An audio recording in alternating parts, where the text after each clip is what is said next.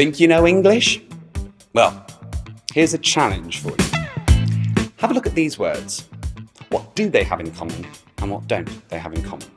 Greet, meet, team, key, receive, feel. Have you got it? Here's a clue. Listen and watch again. Greet, meme, team, key, receive, feel. What they have in common is that they all contain the same sound, a long E. And what they don't have in common is the spelling. The same sound spelt in 6 different ways. Thank you, English. Right, now I've got that out of my system. Is there a way to make sense of the English language's inability to agree on spelling and pronunciation? First, let's look at some numbers.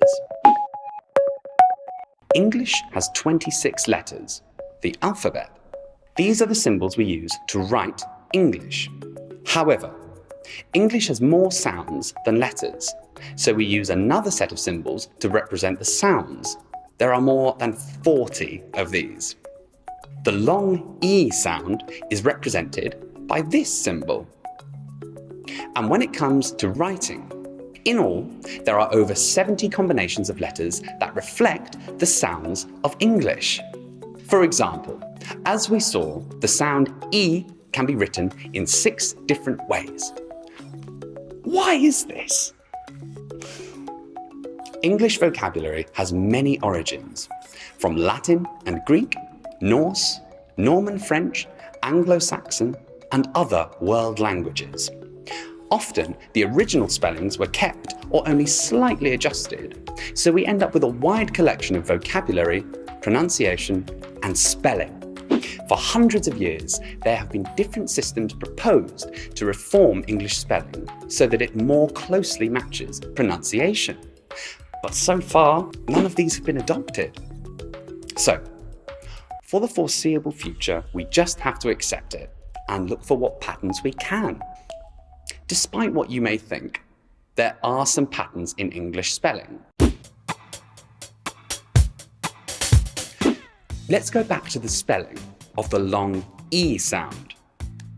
Whenever you see double E in the spelling within a word, that will always be E. For example, squeeze, between, 13.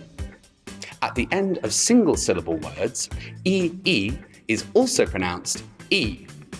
Be, free, 3. When you have a word with more than one syllable, which ends in EE, and that last syllable is stressed, EE is also pronounced E. Agree, degree, settee. But if that last syllable is not stressed, then the pronunciation is a little different. It's a shorter E.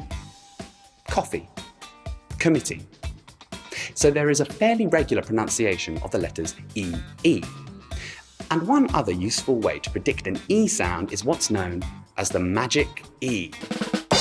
If the word ends in this pattern, E, consonant E, concede, delete, these. The E at the end of the word is silent, but, like magic, it makes the vowel sound before the consonant long. Compare pet and Pete. But this doesn't work if the consonant is R. Then the pronunciation is air, there, where, or ear, here, austere. The long E sound is also commonly pronounced when the spelling has the letters EA, like in the words beach, cream, feast. But I'm afraid there are a few exceptions here as well, like head, health, swear.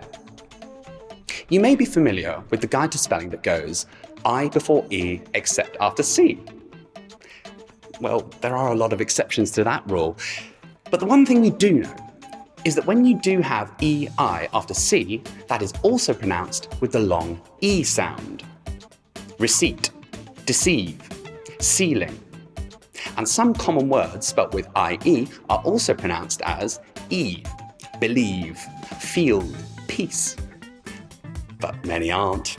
Pie, friend, quiet. So where does all this leave us? Well, yes, English spelling is confusing and complicated, but it does have some consistent patterns, as we've seen with the E sound. But all of those patterns do have some exceptions. Unfortunately, there are no rules that cover everything. There is no simple key to unlock English spelling. And what about the word key? It has the E sound at the end. Are there any rules or guidelines we can learn from that? Well, yes, and this one is 100% certain. If a word is spelt K-E-Y, it's pronounced key. Okay, I know that's not very helpful, but although there are a lot of words that end in EY, very few are pronounced with the long E. In fact, key may be one of the only ones.